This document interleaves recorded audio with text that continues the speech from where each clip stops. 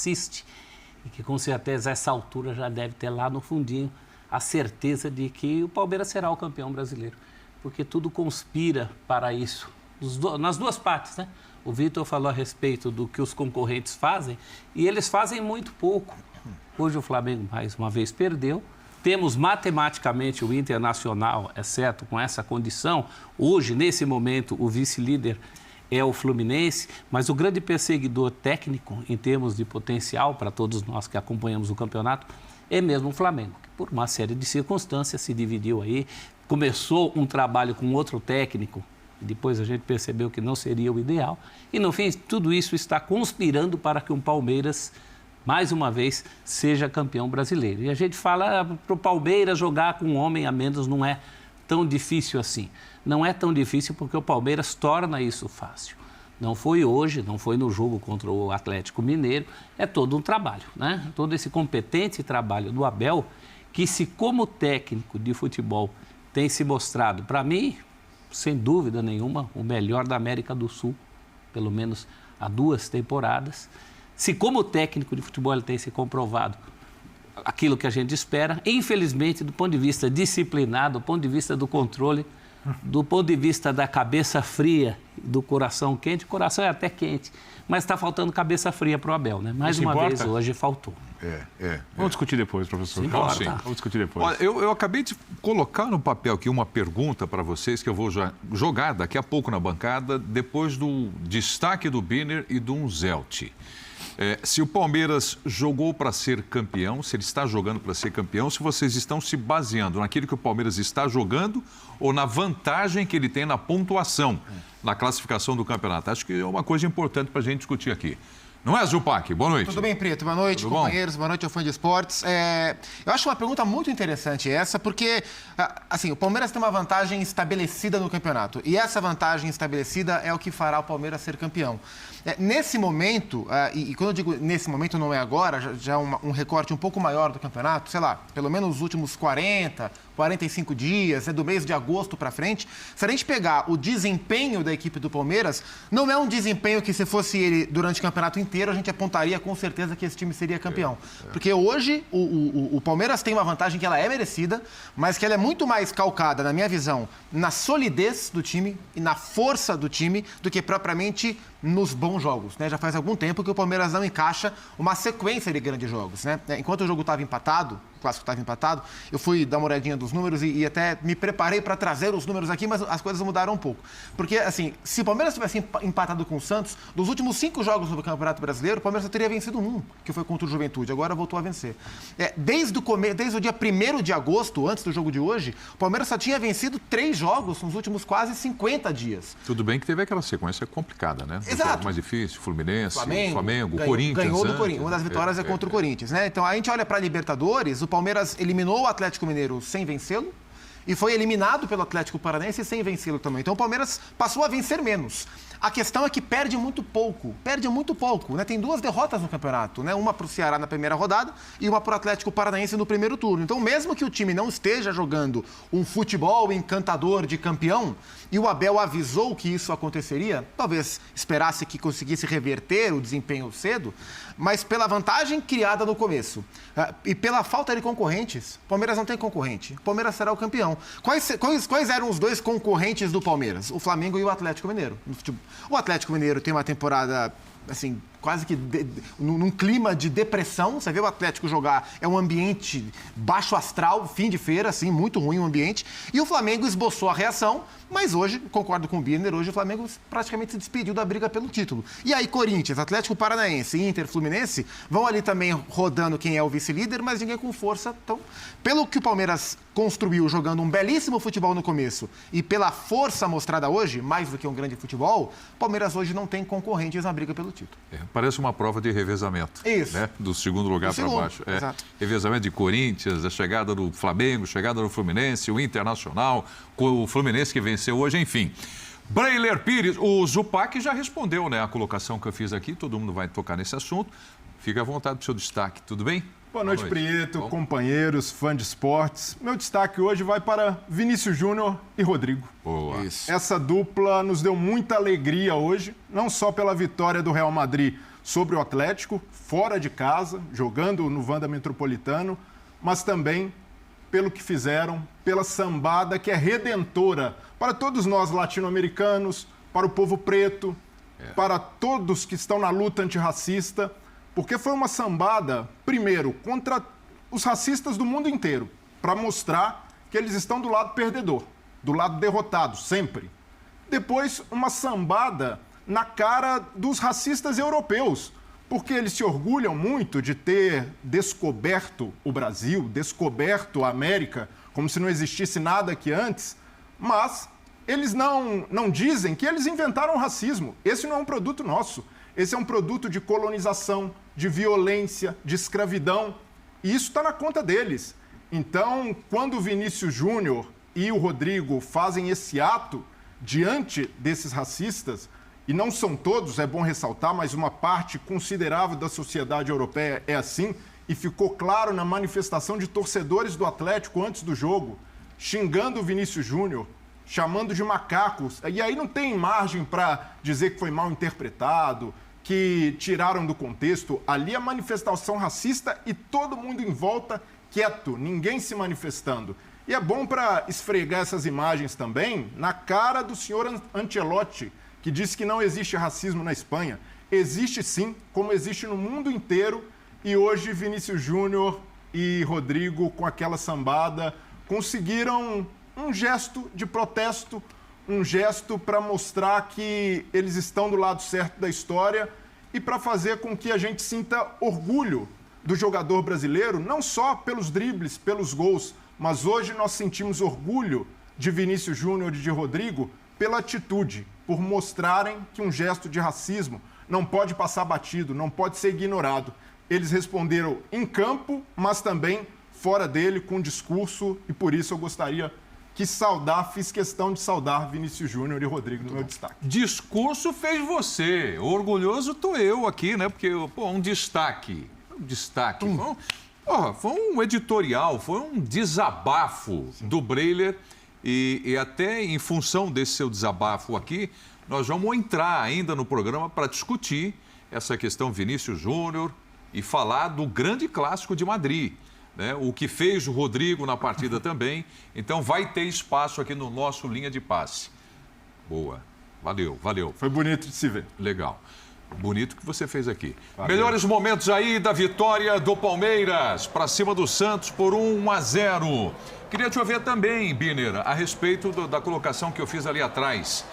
Você disse que o Palmeiras está próximo aí de ser campeão, você parece que acredita nisso, Sim. Em função da pontuação já conquistada ou em função do futebol que vem apresentando? Em função de ambos, eu diria que a pontuação, as coisas estão intercaladas. Primeiro porque eu acho que a pontuação dá ao Palmeiras uma tranquilidade que os adversários que, em tese, podem alcançá-lo, não têm.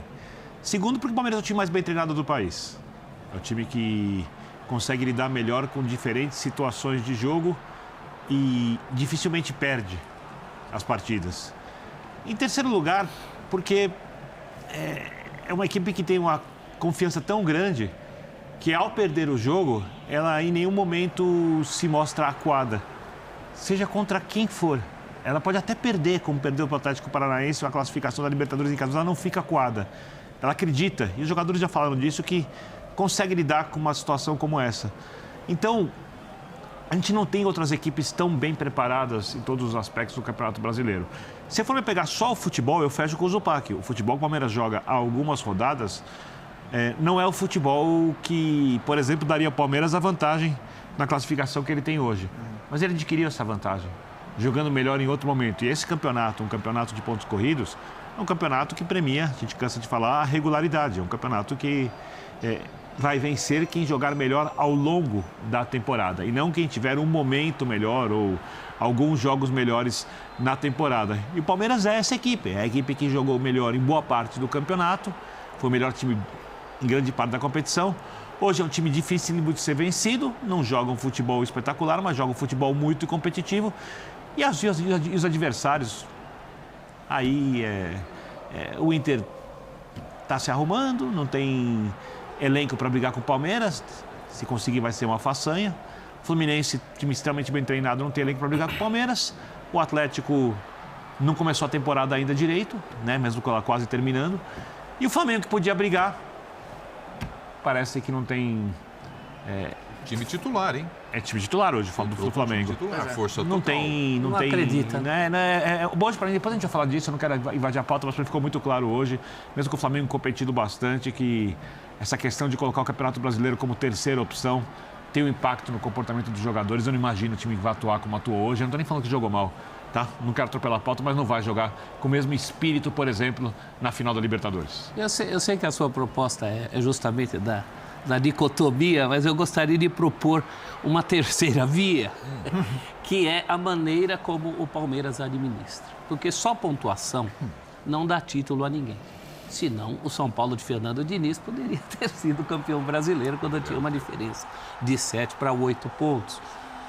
O Corinthians do Carille fez um turno invicto e correu sérios riscos naquele campeonato.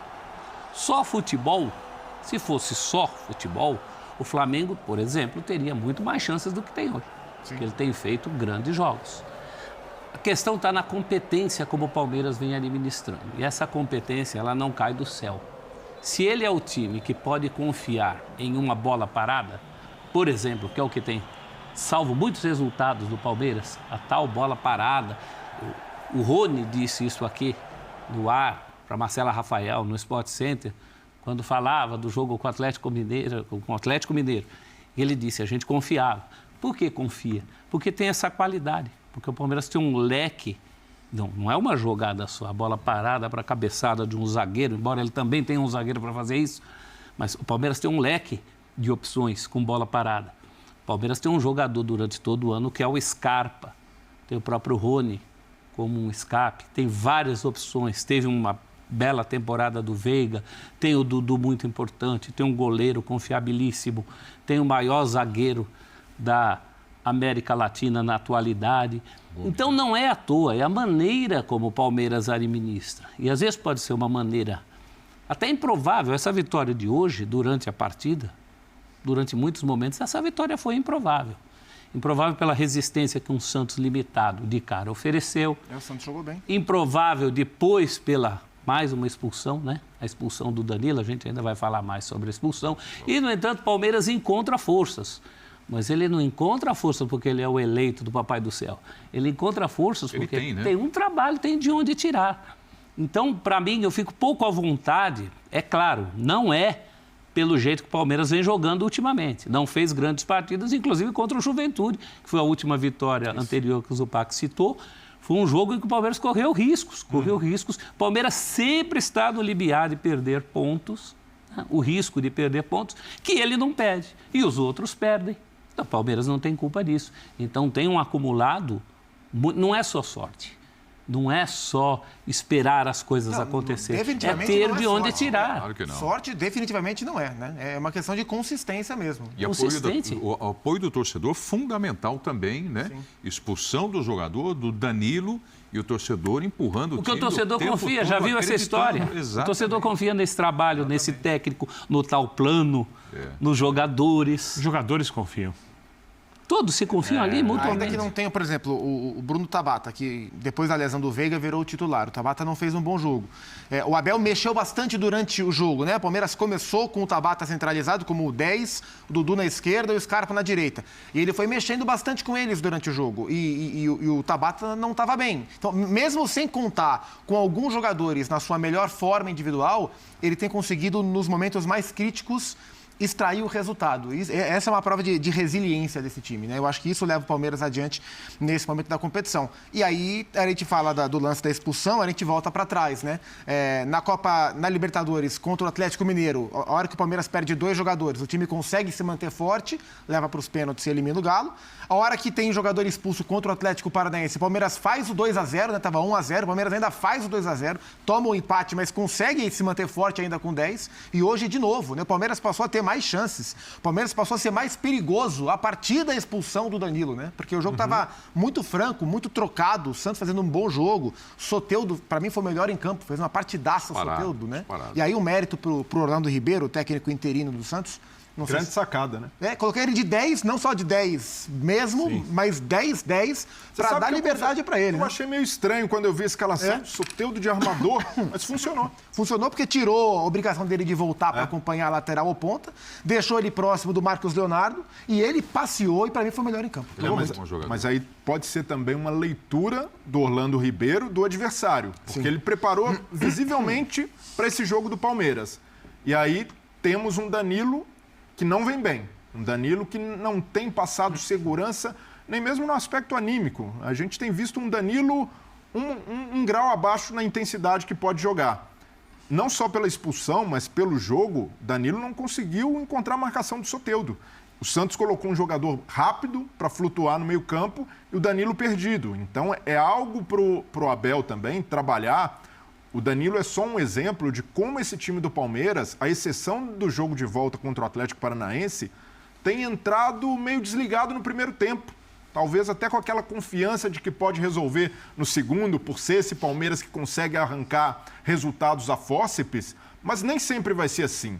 E deu sorte, pela tabela, de sair da Libertadores e encontrar adversários mais frágeis. E embora o Santos tenha feito uma boa partida, tecnicamente, o Palmeiras é superior. Então, por essa superioridade, eu esperava uma postura um pouco mais parecida com a que a gente viu depois da expulsão. Então, acho que a queda de rendimento ela é explicável. Primeiro porque o Veiga não joga e depois que ter machucado a outra vez, não essa última, não voltou no mesmo nível. O Danilo também caiu um pouco de rendimento. Caiu bastante. Mais ou menos depois da convocação para a seleção, não é exatamente isso. É um marco, é um marco só ali, para pegar ali, não sei se é exatamente isso, mas não tem o mesmo rendimento. E os jogadores que entraram na função do Danilo, nenhum deles correspondeu até agora à altura. Então o Abel começa a lidar com os limites do elenco.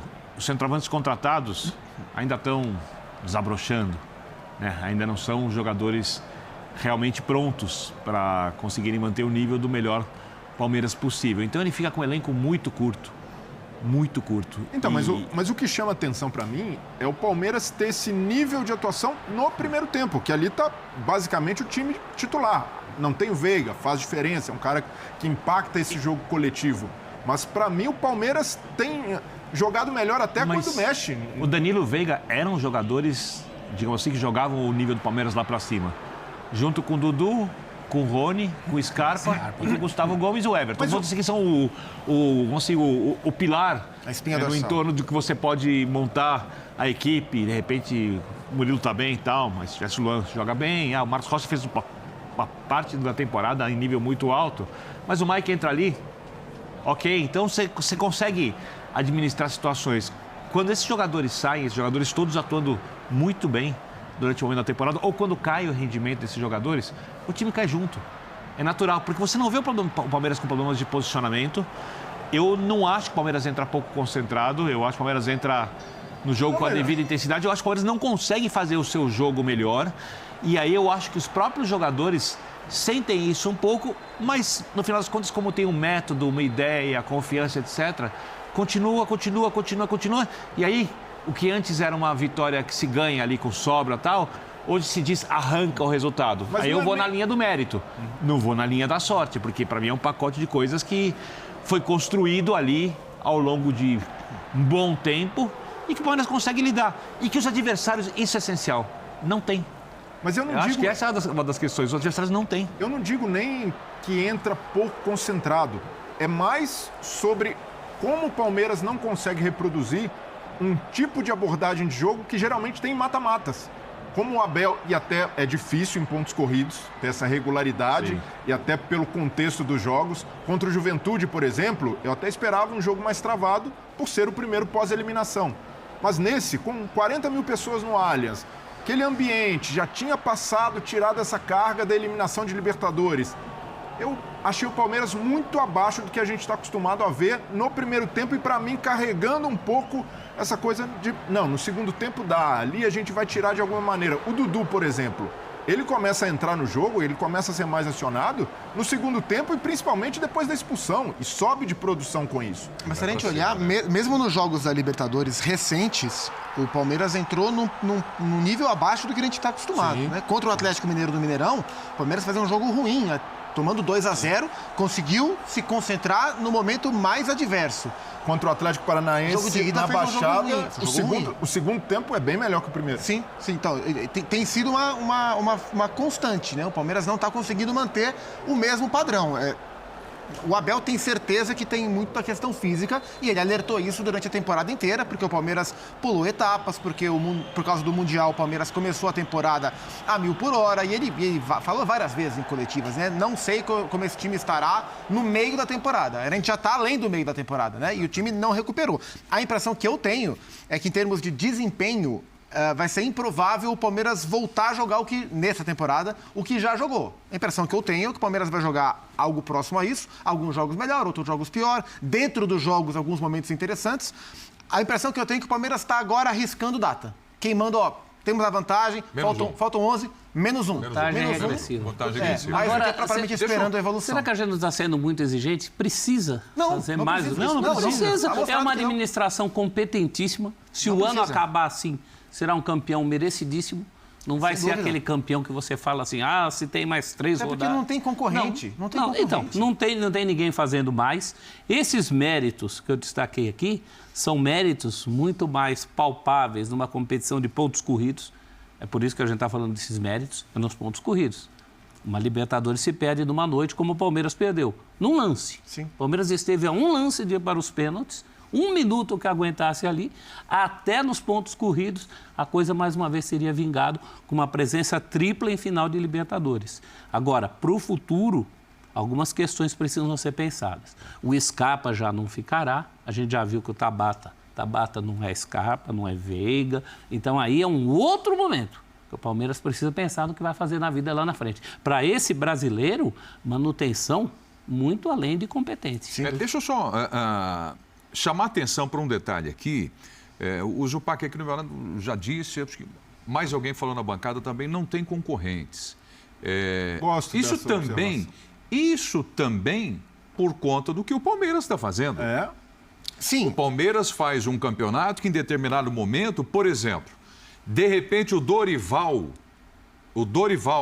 para o jogo contra o Palmeiras, falou, olha, a diferença que o Palmeiras já colocou na frente não me permite arriscar mais do que eu já arrisquei, né? Então, acho que essa questão também não dá para ser contextualizada dessa forma, mas é ótimo o seu ponto e até imagino que o Zupac analisou nesse sentido que o Palmeiras não tem concorrente pela sua máxima competência e pela regularidade, né? Pela regularidade.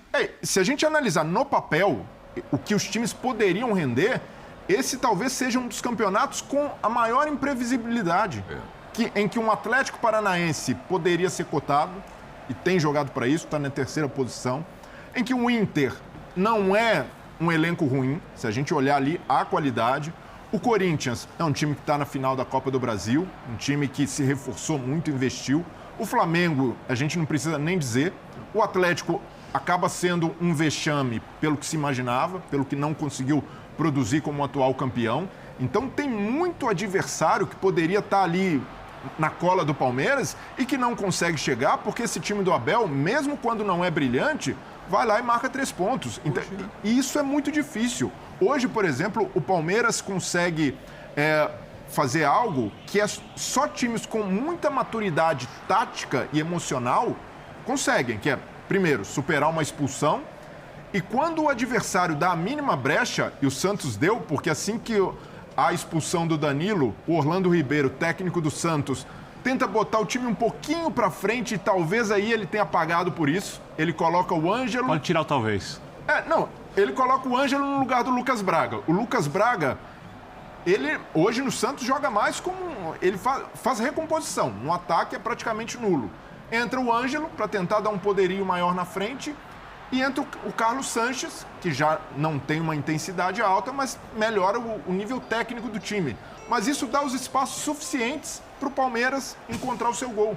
Então, consegue, mesmo num cenário adverso, se aproveitar dessas pequenas brechas dos adversários e pontuar e ganhar, vencer nesse contexto. Então, por isso, a gente tem de valorizar, sim, o que o Palmeiras tem feito, porque...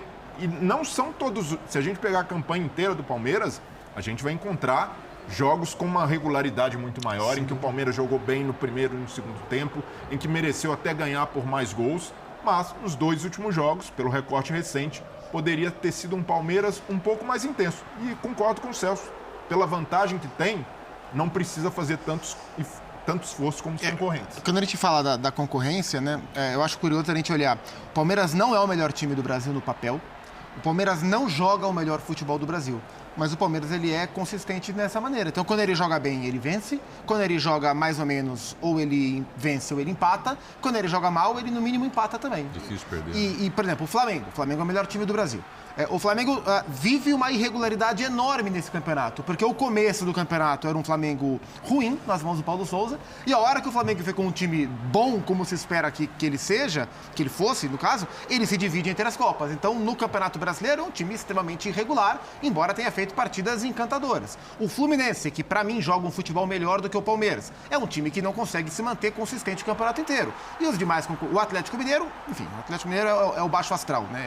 É a grande depressão da temporada. E o Atlético Paranaense, o Corinthians e o Inter não são times para brigar pelo título. E o Palmeiras se mantém consistente. Eu acho que essa vai ser a marca do campeão brasileiro. Ele foi muito interessante em alguns jogos do primeiro turno. Acho que, assim, de cabeça, o último jogo realmente interessante que eu vi do Palmeiras, que eu achei que o Palmeiras jogou muito bem, foi contra o Inter.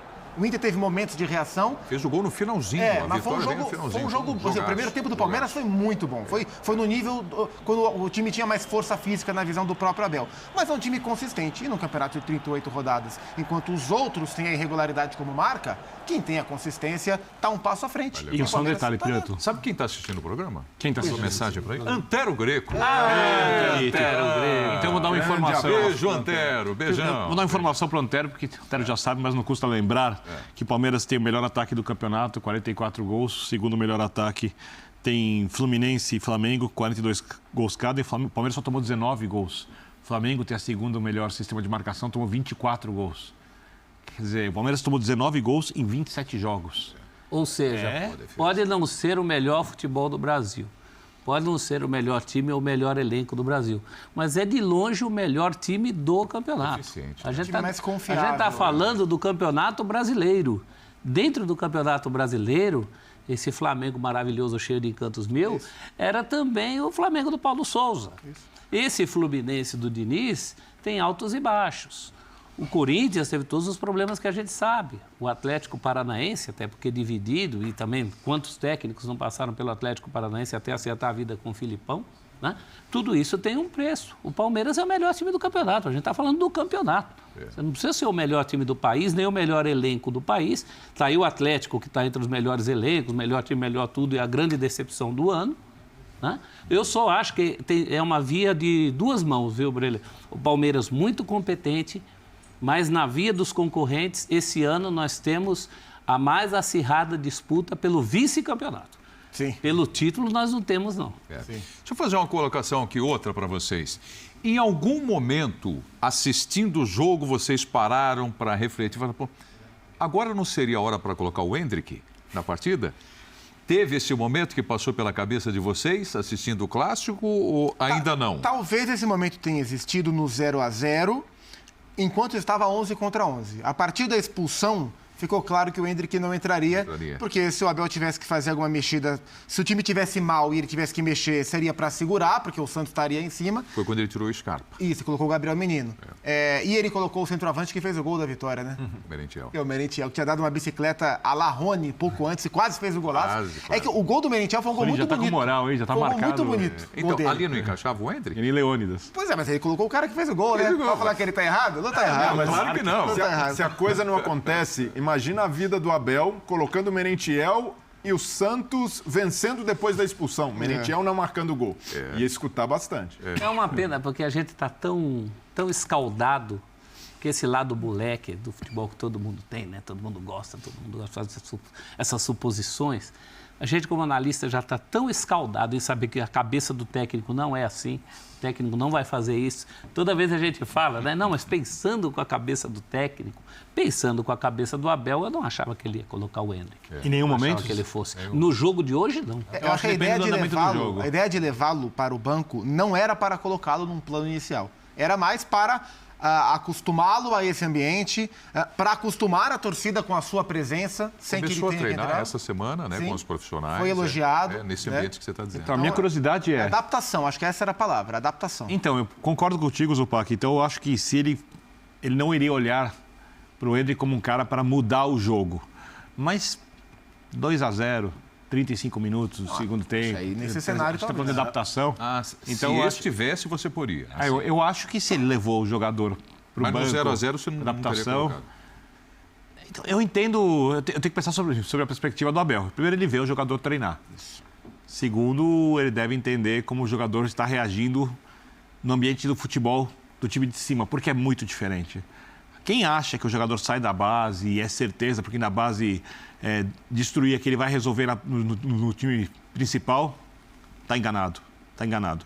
Pode até resolver. E eu acho que o Endrick é um dos caras que mais tem chance de dar certo.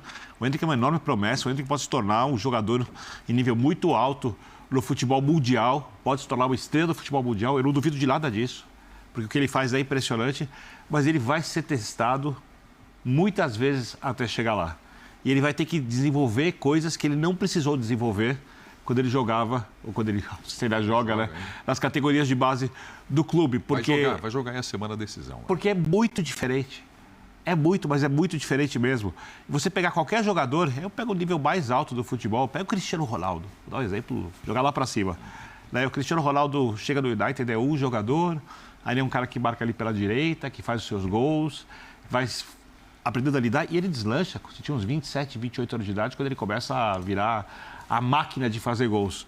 Messi já começou um pouco melhor, Messi é gênio, né? Você pega o De Bruyne, por exemplo, o De Bruyne no Chelsea, aí vai desenvolver, pega o Neymar no Santos, pô, driblava muito, caía muito fácil, foi melhorando, então o Endrick tem as etapas a serem cumpridas.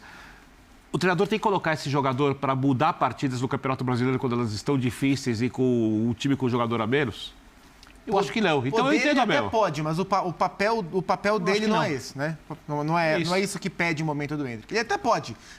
E aí, se ele entrasse numa situação adversa e mudasse um quadro, seria muito a prova de como ele é diferente e ele aparenta ser. Mas eu acho que o roteiro da evolução do Endrick não é ter esse papel. Né? Seria incoerente da parte do Abel ter segurado até aqui, ter feito de forma gradual e colocar o Endrick para resolver um clássico. E não deixa, por mais que o Santos não esteja nos seus melhores momentos, é um clássico, tem rivalidade. E o Merentiel resolveu o jogo. É isso. Ou seja, o técnico está certo. A escolha dele foi acertada. É isso. E também não precisava, não era um jogo de vida ou morte. E aí, se fosse um jogo de vida ou morte, aí é que eu acho que ele não colocaria mesmo. O Abel tem um plano, mais uma vez, para tudo na vida. Ele tem um plano para o Endrick. O plano dele é o seguinte: primeiro passo, relacionou. Acaba, grita contra relacionar ou não o jogador. Segundo passo, ele entrará numa condição talvez de menos holofote, de menos cobrança. Terceiro passo, entrará mais, ganhará mais tempo. É isso que está sendo projetado para o garoto desde que ele falou que o menino tinha quebradizo. O melhor para o Endrick é entrar quando o Palmeiras já tivesse sido campeão. Um cenário parecido com o que alguns garotos entraram no ano passado, quando o Palmeiras estava olhando só para a Libertadores. Isso. O Abel resolve poupar ali na reta final. Os meninos começaram a entrar. Sim, e ali, depois até que o Palmeiras tinha sido campeão da Libertadores, o Abel dá férias, já pensando no Mundial, e tem de ser um cenário parecido. Vai jogar leve, sem o peso, e aí com o Palmeiras já campeão também, o ambiente de pressão muda, porque nesse cenário,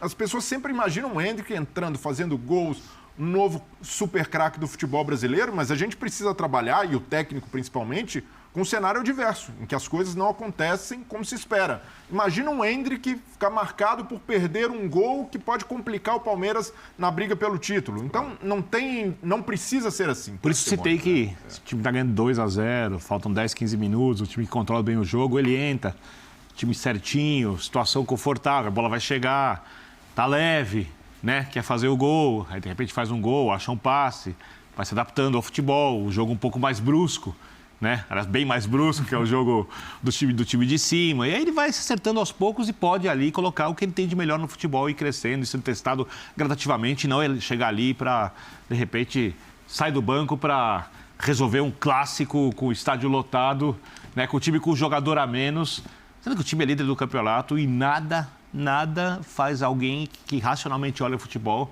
acreditar que o Palmeiras vai perder esse título. Eu tenho o lance do Danilo para mostrar, da expulsão do Danilo, mas particularmente eu acho que não dá nem para discutir se era ou não para expulsão, né? Pelas imagens que eu vi, eu quero saber evidentemente a opinião de vocês, mas eu iria além dessa discussão se era ou não para expulsão. A questão é a seguinte, o Palmeiras não está tendo muitos jogadores expulsos? No caso, Não tá se hoje não foi nem complicando só um os pouco? jogadores, né? O técnico também, né? Mas sim, Também. a resposta é sim. E por mais que a gente tenha visto o Palmeiras sair bem dessas situações, né? Não tão bem contra o Atlético Paranaense, mas o Palmeiras tem se virado bem com um homem a menos, isso não pode acontecer toda hora, né? Porque chegarão outros momentos em que o Palmeiras não conseguirá sair bem, né? Então, assim, o Danilo ainda é reincidente, né? Porque o Danilo foi expulso contra o Atlético Mineiro, né? E o Palmeiras correu um seríssimo risco ali. E as 3 expulsões dentro de casa. As 3? Do Allianz, né? As 4, na verdade, né? 2 contra o Atlético Mineiro, uma contra o Atlético Paranaense e a de hoje. Então, são 4 expulsões, 2 do Danilo, uma do Scarpa, uma do Murilo, todas dentro de casa. Então, isso é um ponto a ser visto, assim. Acho que o lance de hoje, a imagem em slow, ela é mais forte do que a imagem na velocidade normal. Né? A imagem em slow, você vê o pezão do Danilo contra o tornozelo do Soteldo e fala, nossa, que risco enorme. Na velocidade normal foi menos, mas foi uma entrada imprudente e ele não pode cometer esse tipo de erro, porque ele coloca sob risco o trabalho da equipe, né? E eles sabem que eles estão passando por esse momento de instabilidade em alguns jogos em relação a esse controle das entradas, né? Isso não acontece de novo de expulsão dele na Libertadores da América e hoje, por conta do rendimento dele, que caiu um pouquinho depois da convocação? Um pouco deve pesar, sim. Um pouco deve pesar. Eu acho que a Libertadores tinha muito da carga emocional do jogo. Hoje o jogo estava um jogo pegado, ali um jogo de Campeonato Brasileiro, pontos corridos, mas a carga emocional não explica essa decisão equivocada. Porque eu não acho que ele... Eu tenho certeza que ele não tentou pisar no Soteldo. Ele tentou fazer o desarme. E aí ele errou na hora de pensar, de raciocinar a jogada, de entender o tempo da jogada. É muito claro que ele não vai conseguir. E ele erra no início, né? Porque a bola era dele. Sim, domina a bola. Ele perde na passada, o Soteldo passa à frente, e aí para tentar recuperar do erro, ele comete a falta. E talvez tenha influenciado ainda mais, porque é um jogador novo. Não é impossível. Eu até acho que está carregando o erro da Libertadores ainda. Da Libertadores? Porque eu acredito que ele vendo o jogo contra o Atlético Paranaense, ele fez falta ali. Mesmo não sendo a melhor versão dele como jogador, ele fez falta ali. Ele não jogou as semifinais da Libertadores. Agora, de todas essas expulsões... Ele está carregando aí, então ele comete um erro dessa bola, desculpa, professor, no tempo de bola, em que está puxando o contra-ataque do adversário, estádio cheio, e fala, preciso fazer o desarme. E aí toma uma decisão equivocada. Então, e era o Soteldo, né? Muito veloz. A gente falava do Endrick. Em direção ao gol. É o processo de amadurecimento de outro jogador muito promissor na posição, que vai ter altos e baixos, e aí está aprendendo com os erros. Ainda bem para ele que o time consegue ganhar jogos, porque se perde jogos e perde o título, fica marcado. Sim. Entra naquela discussão, professor. Era o Andreas Pereira, né? No Flamengo, né? Do Flamengo. Esse é o único lance das expulsões recentes do Palmeiras que envolve a dinâmica do jogo. O resto foi falta besta na lateral, que podia ter sido evitada. Aqui não. Aqui, as outras expulsões? As outras expulsões. Todas as outras. Essa é a única que envolve um lance. O Palmeiras não estava achando esse jogador que foi caçado aí, que é o Soteldo. Ele perde a bola, ele vai à caça por trás. É expulsão. Agora, é a única que envolve, de uma maneira ou de outra, você vai falar da cabeça do jogador, mas é dinâmica do jogo. É falta para parar lance, que pode sair gol. O resto, imperdoável. Inclusive é do Scarpa, que muita gente passou pano. No mesmo jogo. Não, mas ficou nervoso porque não deu uma falta nele. Um profissional não pode fazer aquilo. Então, eu separo esse joio desse trigo. Eu acho que essa expulsão de hoje é a única que envolve dinâmica da partida. Nas demais, eu acho todas elas mais imperdoáveis do que essa. Essa ainda tem essa questão do jogador, que realmente ele erra o lance. Era o jogador do Santos que ameaçava o resultado do Palmeiras durante toda a partida. É o Soteldo. O Soteldo ia na direção do gol. Do ponto de vista da expulsão, nada a contestar justamente por causa disso. É uma falta por trás. Mas eu faço essa distinção. Eu acho que mais condenáveis são todas as outras expulsões. Aí onde ele foi expulso, muita gente na dinâmica de um jogo de futebol Celso, eu até concordo que ele deveria fazer a falta. Aí é uma falta para parar a jogada e tomar o cartão amarelo. Só que ele erra na proporção, o bote, ele erra na forma como faz a falta.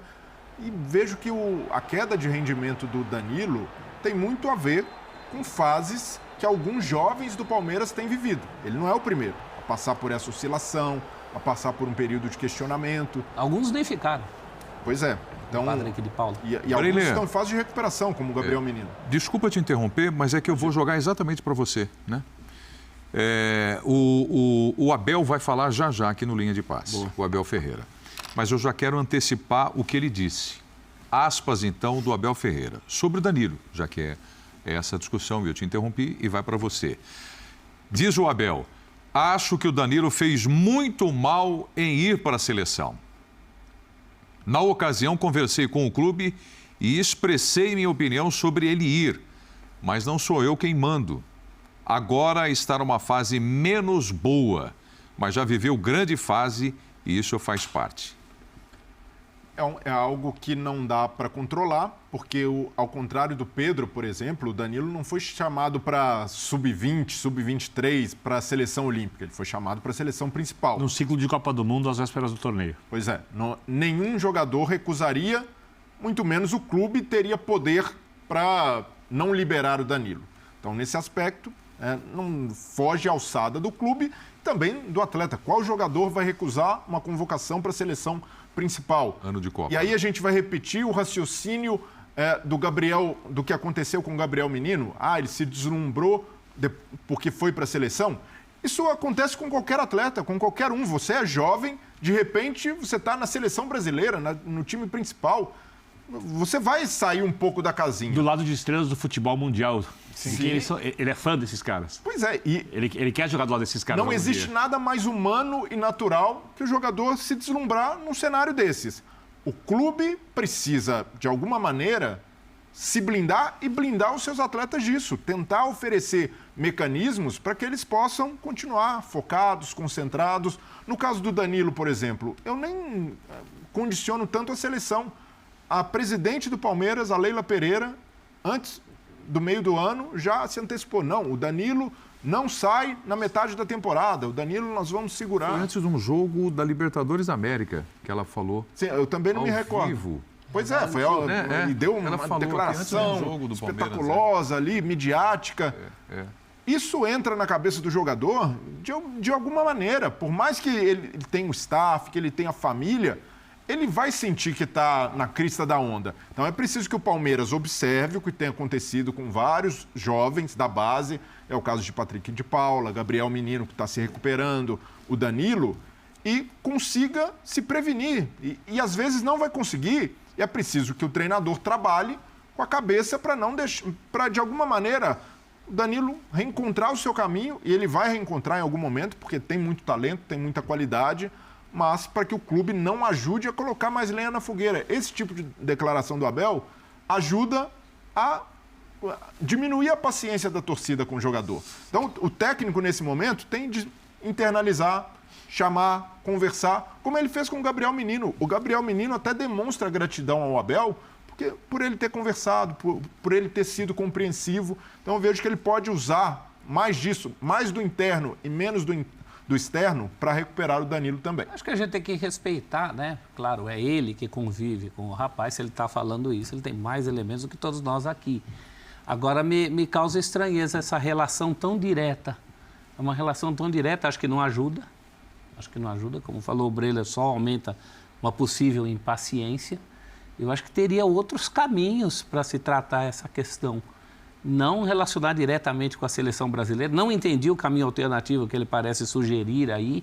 O que ele sugeriria nessa conversa com a diretoria? O máximo que o clube poderia fazer é alegar uma lesão do jogador.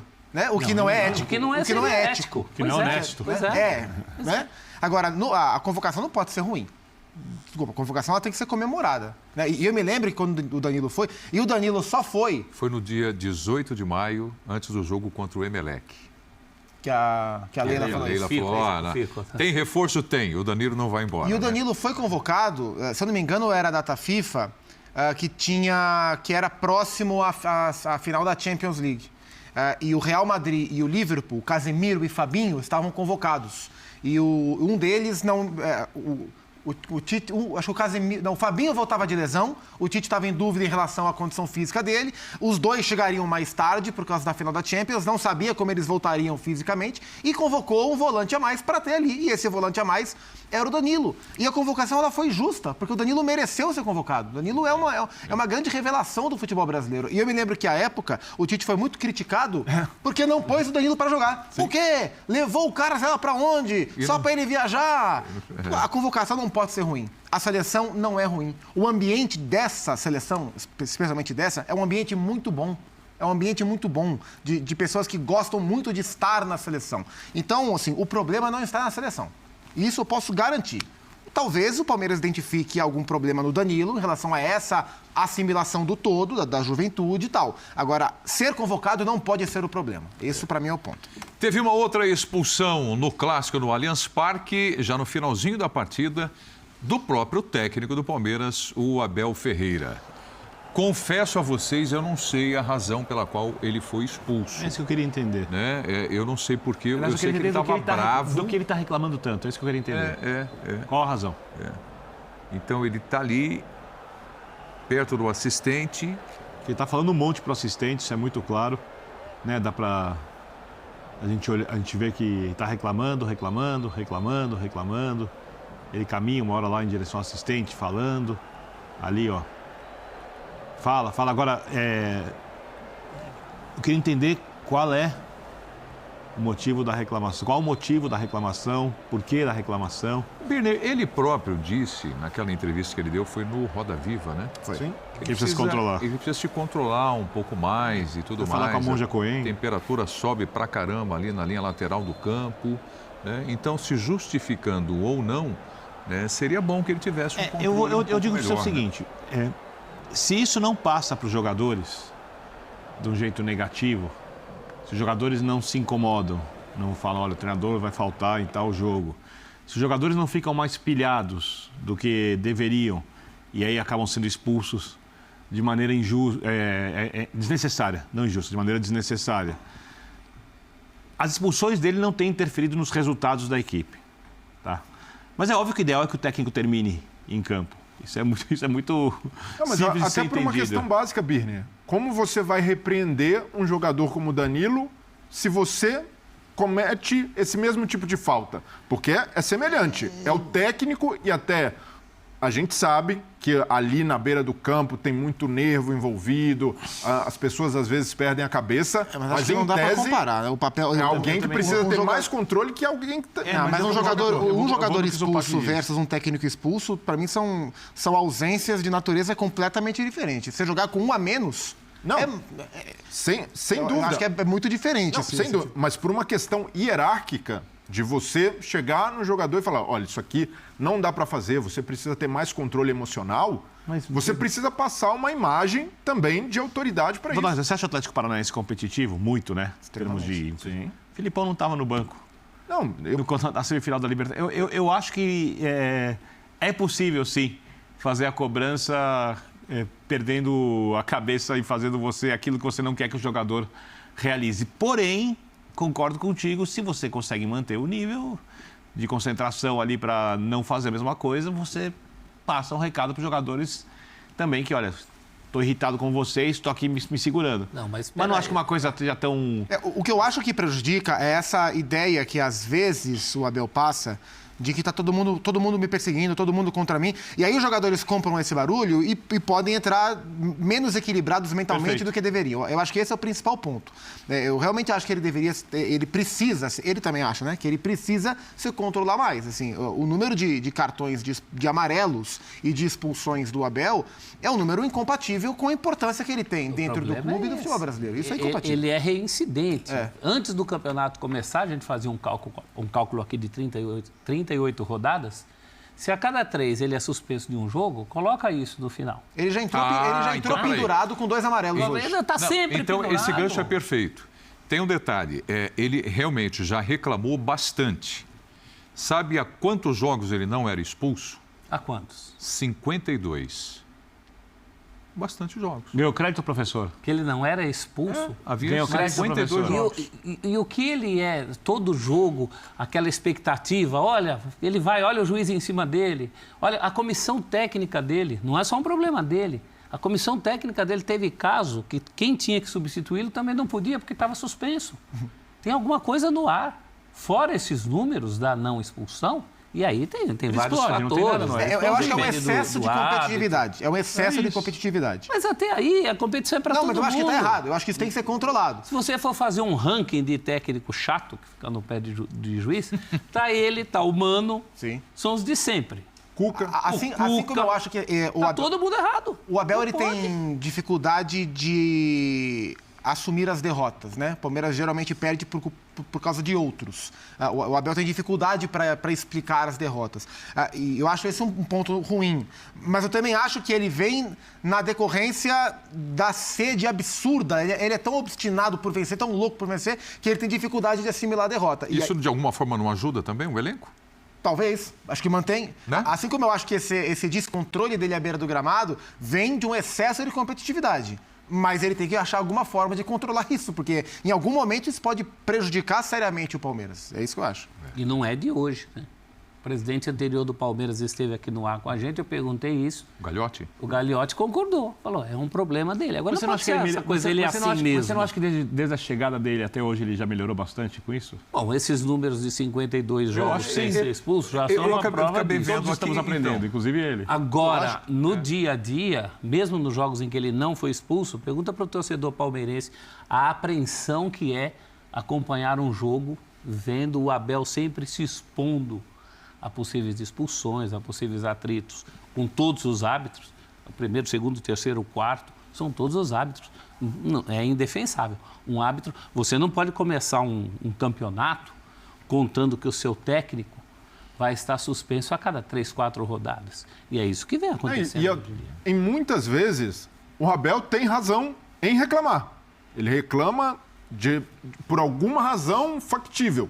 Ele é injustiçado no campo por alguma marcação, reclama, mas Isso exagera, aconteceu sobe também, muito o tom. E aí quando ele diz, nossa, mas eu não posso falar nada, ele de fato passa dos limites, como o Sampaoli passava, enquanto esteve no futebol brasileiro, elevava demais essa temperatura, o comportamento ali à beira do campo. Técnicos teatrais, então. eles interpretam. São sanguíneos, né? Mas dá para... No bom sentido da palavra. O Filipão, por exemplo, a gente já cansou de ver destemperos do Filipão e como um técnico vivido, foi expulso na semifinal da Libertadores, mas em vários momentos ele levou ali e ali na conversa e tal, mas não cruzava essa linha. Então até de vivência, de experiência para o Abel, acredito que ele está aprendendo a modular, mas precisa, de fato, como o professor disse, achar esse meio termo, porque não dá para continuar com esse comportamento muitas vezes intransigente. Mesmo tendo razão, nada justifica um chilique partir para cima do quarto árbitro como ele foi.